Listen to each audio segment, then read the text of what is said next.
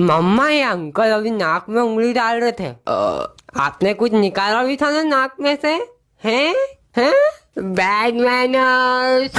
मम्मा, मेरे को खिड़की के पास बैठना है। नहीं, अभी अंकल बैठे हुए ना, चुपचाप अभी यहाँ पे बैठ।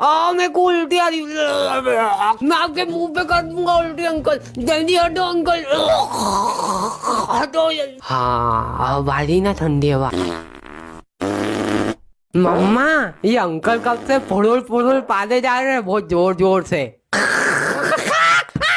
काफी नटखट है आपका बच्चा।